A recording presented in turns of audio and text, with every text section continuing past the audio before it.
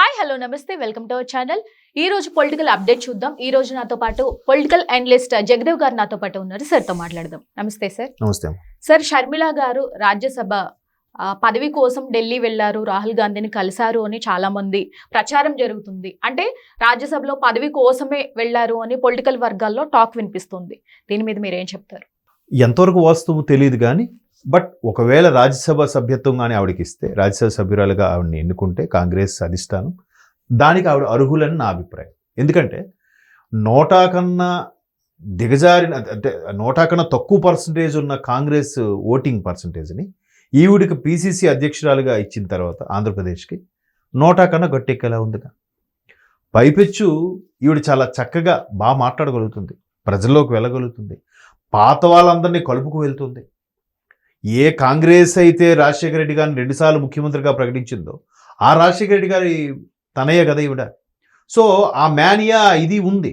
ఈమె గొప్ప విషయం ఏంటంటే, ఇక జగన్మోహన్ రెడ్డి గారు ఇప్పటికీ పేపర్ చూసి మాట్లాడతారు. ఈవిడ పేపర్ లేకుండా మాట్లాడుతుంది కదా. ప్రజల్లోకి వెళ్ళి ఆయన అంత ఫ్రీగా ప్రజల్లోకి ఎప్పుడైనా వస్తాడా? ప్రజలు అడిగిందని చెప్పగలుగుతాడా? ఈమె జర్నలిస్టులు ఎవరు అడిగినా, కొంతమంది జగన్మోహన్ రెడ్డి ఫ్యాన్స్ వచ్చి మధ్యలో ఈవిడ ఇరకాటం పెట్టినా కూడా చక్కగా సమాధానం ఇచ్చింది. కాకపోతే ఆ ఉపాధి హామీకి సంబంధించింది ఏదైతే ఉందో, మహాత్మా గాంధీ పేరుని మార్చారని, సో దానికి దేశవ్యాప్తంగా పోరాటం చేయాలని కాంగ్రెస్ డిసైడ్ అయ్యింది. దాంట్లో భాగంగా సలహాలు సూచనలు లేదంటే మీటింగ్కి పిలుస్తారు కాబట్టి పిసిసి అధ్యక్షురాలుగా వెళ్ళుండొచ్చు. నెక్స్ట్ ఎట్లాగా దానికి పావులు కదపాలి ఏంటి అనే దాని మీద కూడా ముందుకు జరుగుండొచ్చు. ఎందుకంటే రేపు ఇక్కడ తెలంగాణ కూడా ఎన్నికలకు సంబంధించి కానీ, మున్సిపాలిటీ ఎన్నికలు అక్కడ ఆంధ్రాలో కూడా మళ్ళీ రాబోతున్నాయి. దానికోసం కూడా మెల్లగా సర్పంచ్ లాంటివి కూడా కైవసం చేసుకుంటే కాంగ్రెస్ కొంచెం బతికి బయటకు వచ్చినట్టు కదా ఆంధ్రప్రదేశ్లో. ఇప్పుడైతే తెలంగాణ ప్రకటించారో ఆంధ్రప్రదేశ్లో కాంగ్రెస్ 0 అయిపోయింది. సో ఈవిడ్ని కాంగ్రెస్ అధిష్టానం ఆ ప్రాధాన్యత ఇస్తూ ముందుకు తీసుకెళ్తున్నారు. ఇప్పుడు పిసిసి అధ్యక్షురాలు అనే కన్నా రాజ్యసభ సభ్యురాలంటే ఇది వేరు కదా. ఇదైతే ఒక నేషనల్ పార్టీయే కాదన్ను. కేంద్ర పార్టీకి అధ్యక్షురాలుగా ఉండే కన్నా దాంతోపాటు ప్రభుత్వం వైపు నుంచి కూడా ఒక ప్రజాప్రతినిధిగా ఉంటే, అది కూడా పెద్దల సభ సభ్యురాలుగా ఉందనుకోండి, ఆ డిగ్నిటీ ఇది వేరు ఉంటుంది.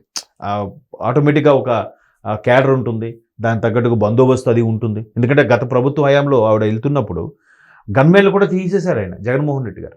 ముందు 6 ఎంతమంది, 4 చేశాడు, 4 ఇద్దరిని చేసేసాడు. అది కక్ష కట్టినట్టుగా జరిగింది.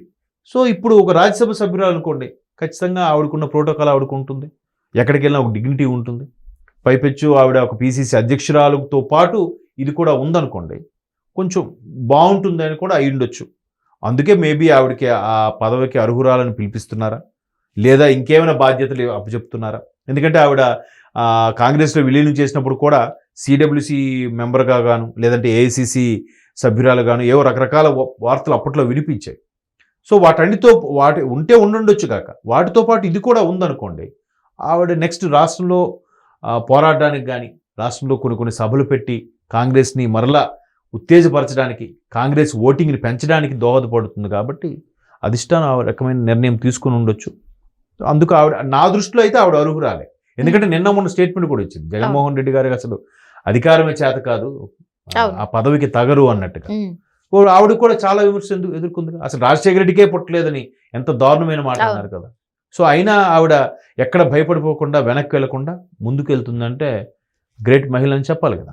Thank you sir. థ్యాంక్స్.